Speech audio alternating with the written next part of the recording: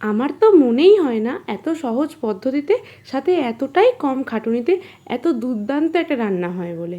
তো আমি বাড়িতে বানিয়েছি, সাথে তোমাদের সঙ্গেও শেয়ার করছি চিংড়ির পার্সেল। এটা একবার খেলে বারবার মনে হবে বাড়িতে বানাই, আর এত কম খাটুনি তো মনে হবে কেন, প্রত্যেকবারই বানাতে ইচ্ছা করবে চিংড়ি দেখলেই। তো চলো রান্নাটা শুরু করা যাক। নমস্কার বন্ধুরা, আমার খিচুড়ি চ্যানেলে আরও একটি নতুন ভিডিওতে তোমাদের সবাইকে জানাই স্বাগত। আশা করি সবাই খুব ভালো আছো। দেখো আমি এখানে একটা মিক্সিং জার নিয়ে নিয়েছি তাতে কালো সর্ষে, সাদা সর্ষে, একটুখানি পোস্ত। ব্যাস ওটাকে ভালো করে একটু ব্লেন্ডারে গুঁড়ো করে নিয়ে দিয়ে দেবো 2টো কাঁচা লঙ্কা, স্বাদ অনুযায়ী নুন আর একটু সামান্য পরিমাণে জল। এবার ভালোভাবে আবারও মিক্সিং জারে ভালো করে একটা পেস্ট বানিয়ে নিতে হবে। এবারে নিয়ে নিতে হবে কিছুটা চিংড়ি, যেটা আমি একদমই চিংড়ির খোলা ছাড়িয়ে মাথাটা একদমই বাদ দিয়ে নিয়েছি। তাতে দিয়ে দিয়েছি সর্ষে পোস্তর পেস্টটা, দিয়ে দিয়েছি চিংড়ির স্বাদ অনুযায়ী নুন, একটু হলুদ গুঁড়ো আর আদা বাটা আর একটু সর্ষের তেল। দেখো রান্নার সমস্ত কিছু উপকরণ একদমই দেওয়া কমপ্লিট হয়ে গিয়েছে। এবার খুব সুন্দরভাবে চিংড়ির সাথে ওই মশলাটাকে মাখিয়ে নিয়ে ম্যারিনেট করে রেখে দিতে হবে 1 ঘন্টার জন্য।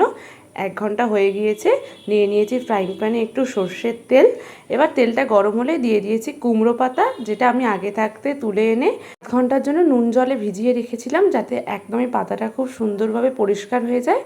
তারপরে পাতাগুলো দিয়ে দিয়েছি ফ্রাইং প্যানের ওপরে, দেখতেই পাচ্ছেন। তারপরে 1 ঘন্টা হয়ে যাওয়ার পর চিংড়িটা একদমই সুন্দর মশলার সাথে ম্যারিনেট হয়ে গিয়েছে। এবার ওই পাতাগুলোর ওপরে চিংড়িটা দিয়ে দিচ্ছি।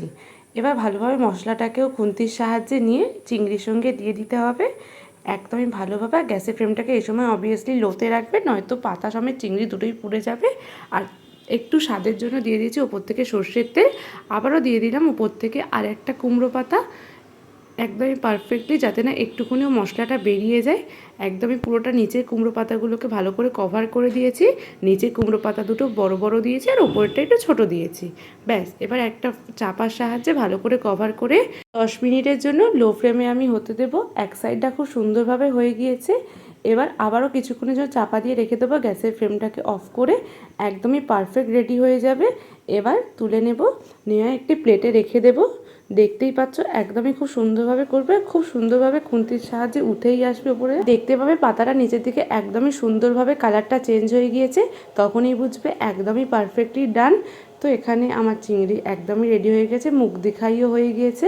দেখতেই পাচ্ছ কতটা সুন্দর দেখতে লাগছে। যতটা ঠিক সুন্দর দেখতে লাগছে এই চিংড়ির পার্সেলটা, ঠিক ততটাই সুস্বাদু খেতে হয়েছিল। গরম গরম ভাতে তো দারুণ লেগেছিল। কেমন লাগলো ও কেমন হয়েছে অবশ্যই এই সহজ পদ্ধতিতে চিংড়ির পার্সেলটি বাড়িতে বানিয়ে আমাকে জানাবে। ভালো লাগলে লাইক, কমেন্ট অ্যান্ড শেয়ার করবে। আর আমার চ্যানেলে নতুন হয়ে থাকলে অবশ্যই চ্যানেলটিকে সাবস্ক্রাইব করবে। আর ওপর থেকে একটু ঝাঁঝের জন্য দিয়ে দিয়েছি সর্ষের তেল আর একটু চেরা কাঁচা লঙ্কা, একটু জাস্ট প্লেটিংয়ের জন্য। তো কেমন লাগলো অবশ্যই জানাবে। সবাই ভালো থাকবে, সুস্থ থাকবে, সাথে থাকবে। টাটা।